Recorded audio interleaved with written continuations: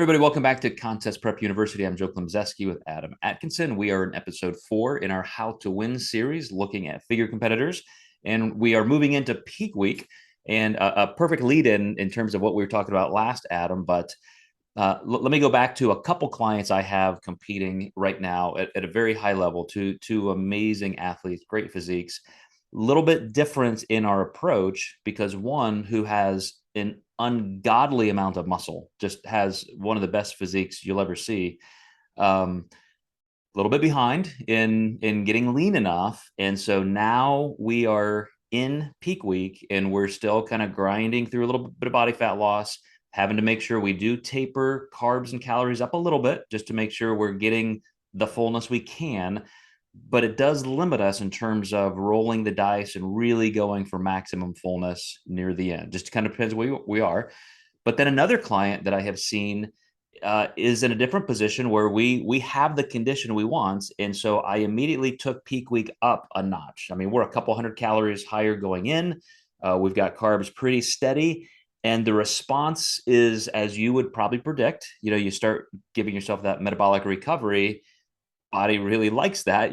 After a calorie deficit, you're responding well. So now she's using those carbs and calories, and we even need more in that progressive linear phase. I'm watching the steps daily where we can actually make a progression and not stay as linear. But as we talked about, we have those options because she's lean enough, and it is really changing her entire look. The extra fullness is just perfect. But when you're thinking with multiple different clients, body types, and different positions and how their conditioning is, do you create kind of a continuum of what plans you get to use based on their conditioning? Yeah, so in a sense, the metabolic rate's always going to kind of change everything. I had a pro world champion in the IFBB this year in figure. This was our second pro win together. This physique was very different for her because she was her leanest yet, and it just has to be that way. She's competing against more and more contenders every year, it seems like, as they make more pros. But we did a nice linear load with her, kept her really full, kept conditioning there. We kind of lost it towards the end of the week, so we had to make a little dip down.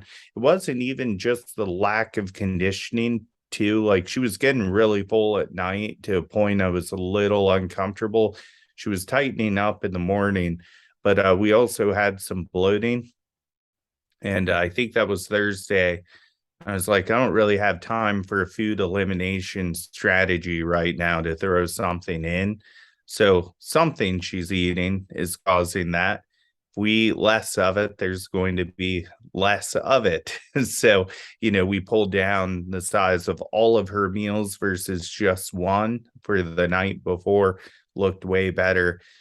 We kept it mainly protein and water on show day to keep the bloating down, but ended up a really nice end result. So, as far as almost like templated peaking goes, that one ended up super complicated. Well, and so we have so many series just on the peaking process in general, and all of the different aspects and approaches and the physiology of each. And if you run into a situation like that where you have to call an audible and you're really kind of testing, you're going through the scientific method, here's what we're going to throw at it and see how you respond. You can make great daily changes, and they're still subtle enough that you can recover. One of my clients, again, just this week, she fell asleep and missed a meal. So we ended up in my progressive linear load. We had a day where it was like we were back down a little bit.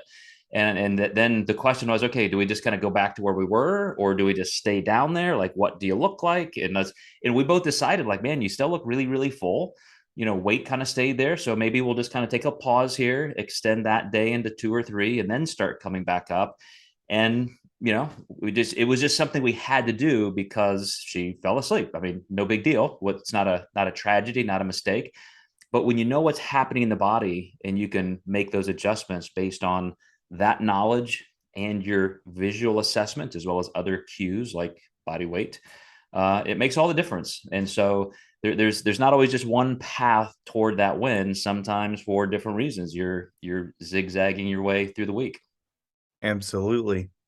So especially with things, and I know you're big on just making sure you're covering these nuances, hormonal fluctuations. I mean, how many times does a female competitor say, "Oh my gosh, I'm going to be retaining probably a little bit of water right before the show, or I just started my period, or I'm scheduled to here. Like, now what do we do?"